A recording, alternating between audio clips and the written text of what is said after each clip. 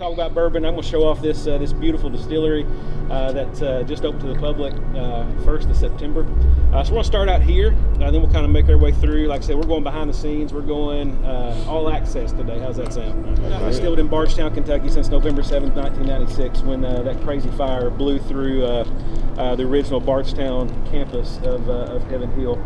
Lost 7 rick houses, 100,000 barrels, 2% of the world's bourbon reserve gone.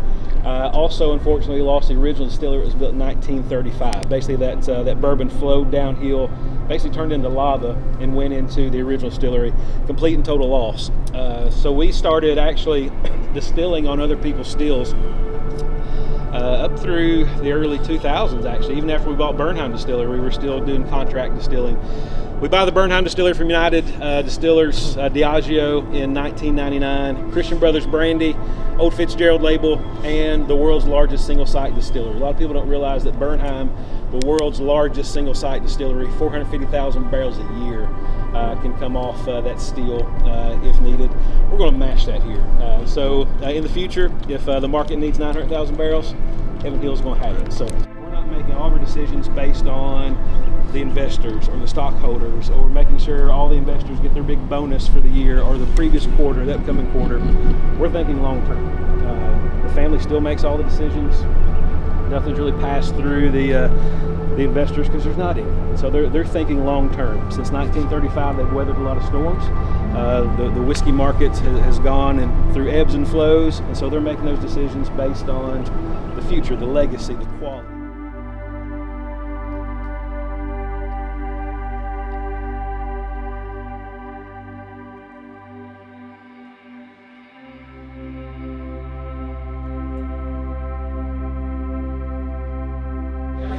This side of the building is all visitor center.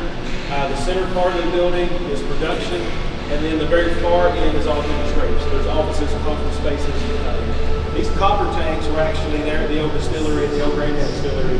They took those, cut them in half, and used them as their entryway to the office space and to the restrooms. So there's a lot of neat things here. Yeah, that's really cool. So you're going to see a lot of innovation, just a lot when it comes to production, because Heaven Hill, we really care about the quality of whiskey that we make. We want to do it well. We've done it since 1935. So Connor brought a lot of his experience, also music, and some others brought in their kind of concepts of what we're seeing with innovation in production. So typically when you walk into a distillery, the fermenters are on the ground, which is a nightmare when there's an issue. Maintenance crawling around on their stomachs, laying on their backs, turning a wrench.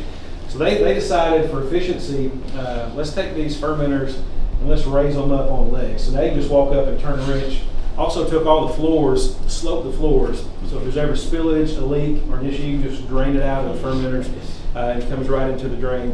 One of the most amazing things when you see a facility this size, $200 million that has the potential to make 450,000 barrels a year, thinking, man, a lot of employees. It takes 5 people to run this entire production part.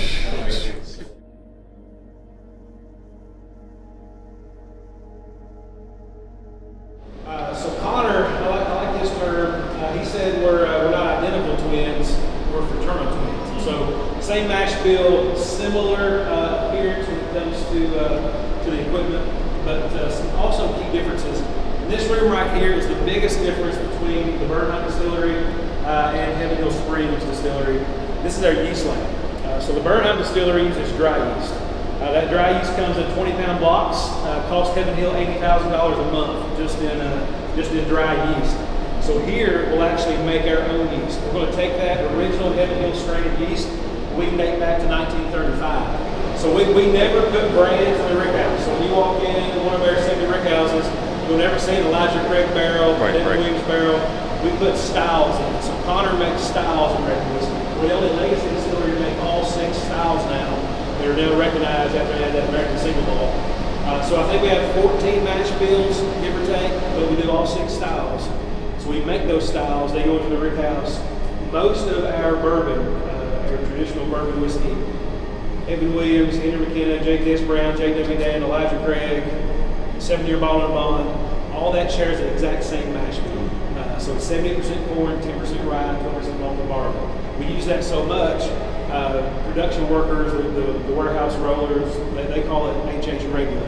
We call it HH reg for short. So if you ever hear anybody talk about HH reg, it's that same 12, Elijah Gregg, and Williams, same mash bill. It doesn't become a brand until the tasting panel gets a hold of it. And Tony Godey, our master taster.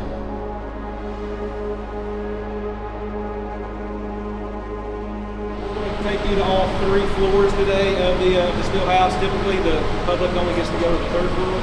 We'll take you to the 1st, and 2nd, and the 3rd floor, just so you can see the transition.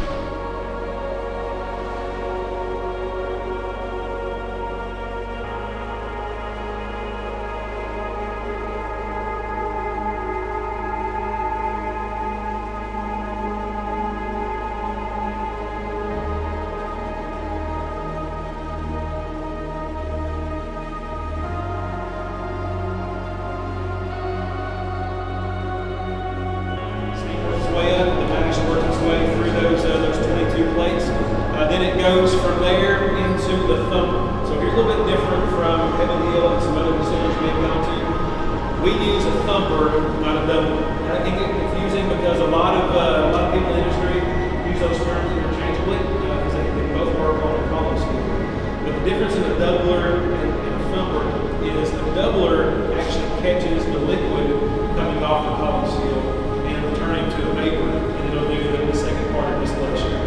Thumper catches the vapor, we'll run it through and turn it to liquid form. It's going to come off as a liquid form at that final product, that finished unit. That's why when you get to the 3rd floor, we don't have a low line and a high line because we don't use a double. It doesn't come off twice, it just comes off once at about 143. They're dialed in upstairs, I like to get it at 139. So once it comes off the thumper, you'll see it run through the dry box, the spirit center. One of the most beautiful spirits box, dry box you've ever seen.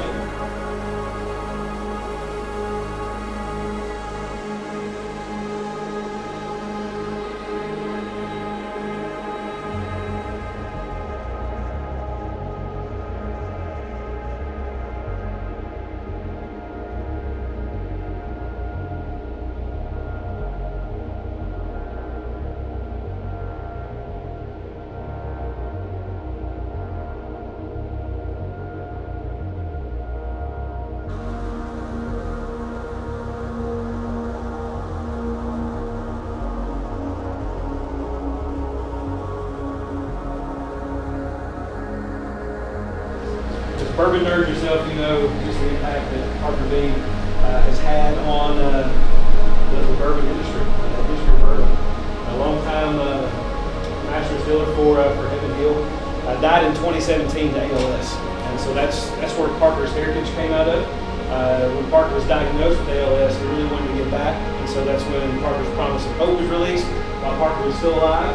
And I think this last batch was either batch 18 or 19 of the Parker's Heritage. We take portions of that bottle sale, donated in Parker's name to ALS research. And as of last year, Heaven Hill donated $1.3 million in Parker's name to ALS research.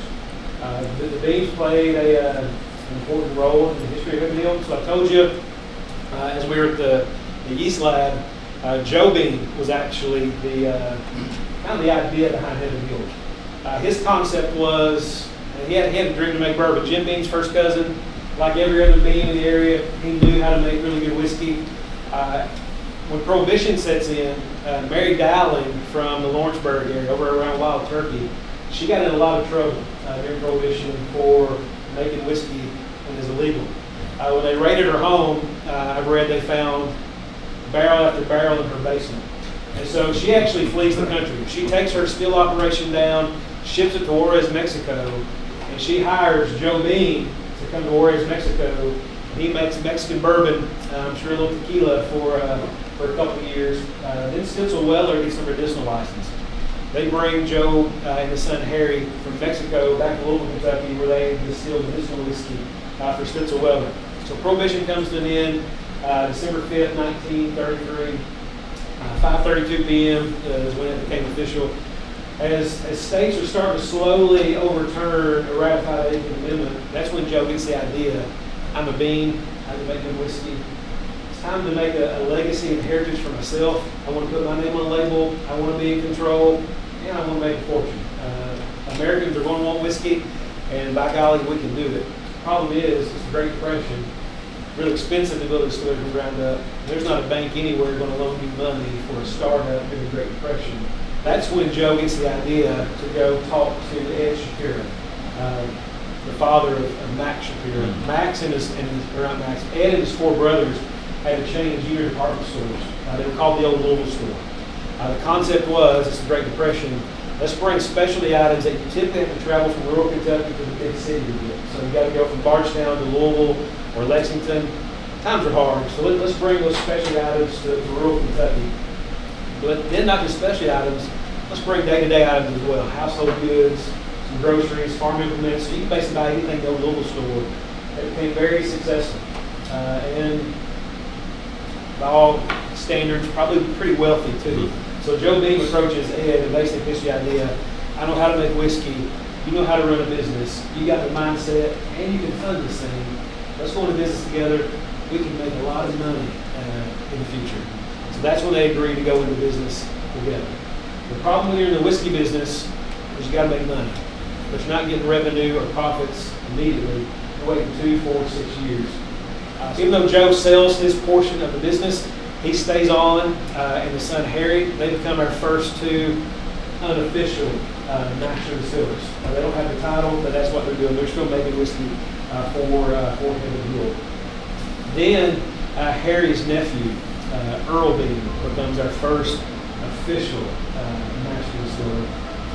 Earl has a son, Parker, who then becomes master distiller. We dedicated this room to Parker. Then Parker's son, Craig, becomes master distiller for a little while. And then we go to Maker's Mark, and we still Denny Potter, and then we get an Irishman, Connor Driscoll, as our master distiller now. So from 1935 to 2017, we basically have a boom as a master distiller, which is, I think, pretty amazing.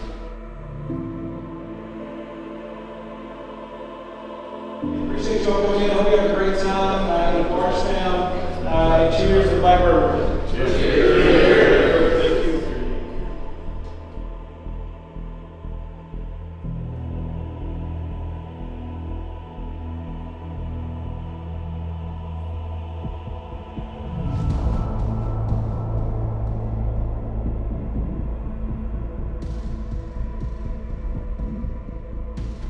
Had a chance to buy this over at the distillery.